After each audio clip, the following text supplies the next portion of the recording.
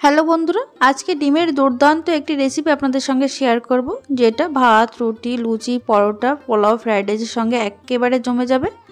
খেতেও কিন্তু ভীষণ সুস্বাদু হয়। একঘেয়ে ডিমের ঝোল বা ডিম কষা না খেয়ে এইভাবে একবার বানিয়ে দেখতে পারেন। তার জন্য আগের থেকে ডিম আমি 4টে সিদ্ধ করে খোসাটা ছাড়িয়ে মাঝখান থেকে দুভাগ করে কেটে রেখেছি। এবার মশলা তৈরি করার জন্য একটা মিক্সিং জারের মধ্যে দিয়েছি রসুন, আদা আর দিয়ে দিলাম কাঁচা পাকা লঙ্কা। দিয়ে দিলাম এখানে একটু বড় বড় করে কেটে নেওয়া পেঁয়াজ। তারপরে দিয়ে দিচ্ছি 6 থেকে 7টা ভেজানো কাজু। এবার এর মধ্যে দিয়ে দেবো আমি সাদা তিল 2 চামচ। তারপরে দিয়ে দেবো 1 মুঠো ধনেপাতা। এই রান্নাতে ধনেপাতার পরিমাণটা একটু বেশিই দিতে হবে। এবার এর মধ্যে দিয়ে দেবো আমি 2 চামচ মতো জল। এবার ঢাকনাটা আটকে একদম মিহি পেস্ট তৈরি করে নিতে হবে। কাজু বাদাম না থাকলে এখানে আপনারা চীনা বাদামও দিতে পারেন, তবে একটু ভিজিয়ে রাখবেন একটু বেশি সময় ধরে। একটু নরম হলে তারপরে একসঙ্গে বেটে নেবেন। দেখুন বেটে নেওয়া হয়ে গেছে। এবার রান্নার জন্য কড়াইতে দিয়ে দিচ্ছি আমি 2 টেবিল চামচ সাদা তেল। তেলটা একটু গরম হয়ে যাওয়ার পর দিয়ে দিলাম সামান্য একটু নুন, দিয়ে দেবো 1 চিমটি মতো হলুদ। নুন আর হলুদ দিয়ে খুব ভালো করে মিশিয়ে নেওয়ার পর গ্যাসের আঁচ লো টু মিডিয়ামে রেখেছি। এবার সিদ্ধ করে রাখা ডিমগুলো আমি এর মধ্যে দিয়ে দিচ্ছি।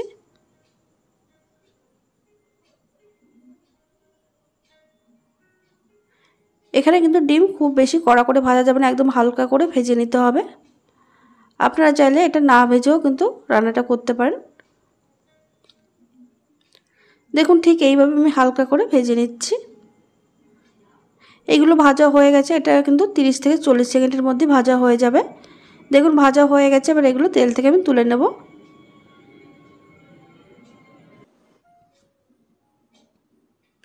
ডিমগুলো তুলে নেওয়ার পর কড়াইতে আমি আরও 1 চামচ তেল মিশিয়ে নিয়েছি। এবার এর মধ্যে দিয়ে দিচ্ছি একদম মিহি করে কুচানো একটা মিডিয়াম সাইজের পেঁয়াজ। পেঁয়াজগুলো দিয়ে মিডিয়াম আঁচে হালকা করে একটু ভেজে নিতে হবে।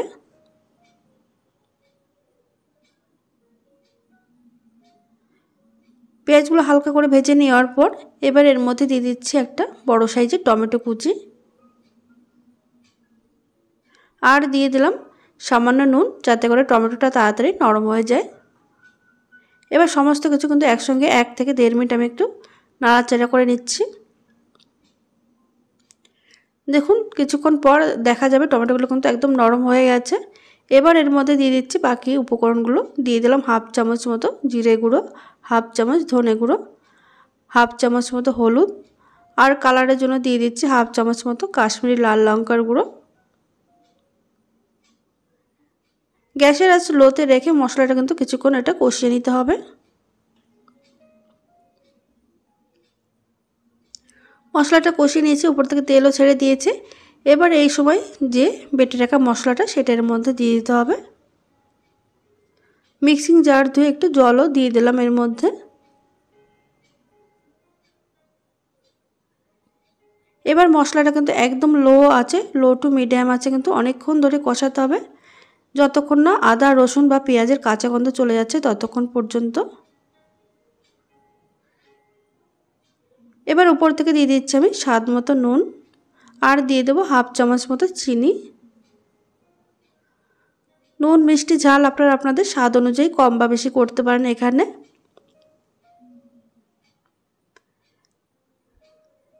মশলাটা অনেকক্ষণ ধরে কষাতে হবে, তার জন্য আমি একদম লো আঁচে ঢাকা দিয়ে এটা 2 থেকে 3 মিনিট রেখে দেব। আর মাঝে একবার ঢাকনাটা খুলে আমি একটু নাড়াচাড়া করে দিয়েছিলাম।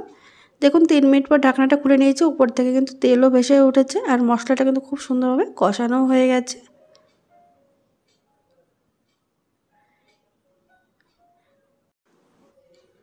মশলাটা একটু নাড়াচাড়া করে নেওয়ার পর এর মধ্যে দিয়ে দিচ্ছি আমি গরম জল।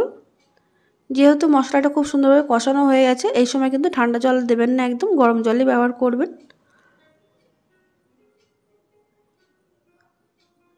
এখানে আমি 1 কাপ মতো গরম জল মিশিয়ে নিলাম। এটা কিন্তু খুব একটা বেশি ঝোল ঝোল হয় না, একটু গ্রেভি মতন হয়। জলটা দেওয়ার পর আমি 1 মিনিট একটু ফুটিয়ে নিয়েছি লো টু মিডিয়াম আছে। তারপরে ভেজে রাখা ডিমটা আমি দিয়ে দিচ্ছি।